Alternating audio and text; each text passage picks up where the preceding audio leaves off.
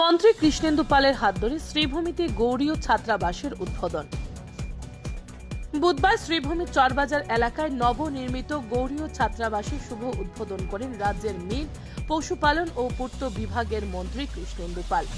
উদ্বোধন অনুষ্ঠানে বিশিষ্ট অতিথি হিসেবে উপস্থিত ছিলেন বিশ্ব হিন্দু পরিষদের গৌড়ীয় ক্ষেত্র সংগঠন মন্ত্রী দীনেশ তিওয়ারি, উত্তর পূর্বাঞ্চলের জনজাতি সেবা সমিতির সম্পাদক বিকাশ কৌশিক, জেলা বিজেপি সভাপতি সঞ্জীব বণিক, বিজেপি নেতা সুব্রত ভট্টাচার্য, বিশ্ব হিন্দু পরিষদের শ্রীভূমির জেলা সভাপতি মহেশ ভট্টাচার্য, বিশ্বজিৎ নাগ চৌধুরী, অমরেশ রায়, অর্চনা সরকার দত্ত, মানস দাস, রাষ্ট্রীয় স্বয়ংসেবক সংঘের অনেক কর্মকর্তা।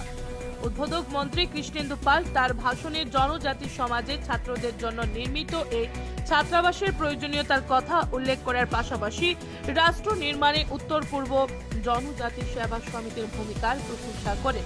তিনি নিজের ভাষণে রাষ্ট্রীয় স্বয়ংসেবক সংঘের দেশপ্রেমের চেতনাকে জাগ্রত করে দেশের উন্নয়নে যুব সমাজকে আরও বেশি ঐক্যবদ্ধ হয়ে কাজ করার পরামর্শ দেন। শ্রীভূমি থেকে সুস্মিতা দাসের প্রতিবেদন, নববার্তা টুডে।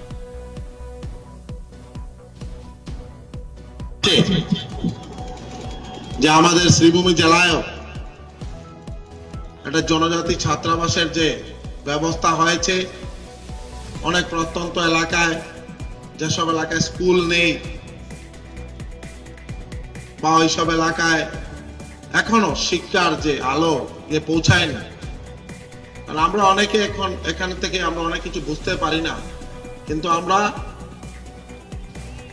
বিশেষত জনজাতি অঞ্চলে গেলে তখন উপলব্ধি করতে পারবেন যে আমাদের এখন অনেক কাজ করা আছে।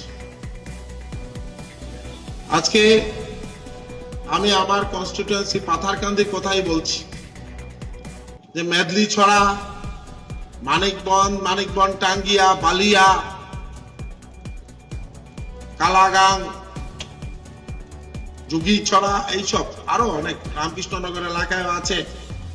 এইসব এলাকায় এখন অনেক কাজ করা আছে এবং জনজাতি ছাত্রছাত্রীরা যে ভালোভাবে পড়াশোনা করার জন্য ওইসব এলাকায় এখনো ব্যবস্থা করে উঠতে পারে।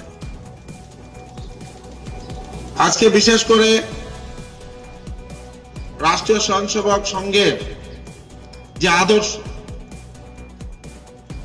যে শারীরিক এবং বৌদ্ধিক বিকাশ ঘটিয়ে সবাইকে রাষ্ট্র সেবায় নিয়োজিত করে, আমাদের রাষ্ট্রই প্রধান। রাষ্ট্রীয় স্বয়ংসেবক সংঘে এই কথা সমগ্র ভারতবর্ষের প্রত্যেকজন নাগরিকদের মধ্যে এই যে চেতনা জাগিয়ে উঠেছে, তার জন্য আজকে আমি এই মঞ্চ থেকে আরএসএস এর প্রত্যেকজন বরিষ্ঠ কার্যকর্তাদেরকে শ্রীচরণে প্রণাম নিবেদন করছি। আজকে বিশেষ করে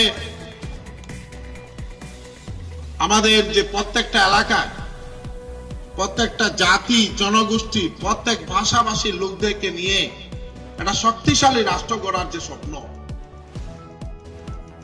এই স্বপ্নকে সাকার করতে সব থেকে বড় ভূমিকা রাষ্ট্রীয় স্বয়ংসেবক সংঘ এই ভূমিকা নিয়ে কাজ করে যাচ্ছে। আজকে এখানে দীনেশ তিওয়ারিজি অনেক কম সময় কথা বলেছেন। আমি ভেবেছিলাম ওনার বৌদ্ধিক শুনবো, কিন্তু খুব স্বল্প সময় উনি বক্তব্য শেষ করেছেন। আমরা সবাই মিলে প্রত্যেকটা এলাকার সম উন্নয়নের জন্য কাজ করতে হবে।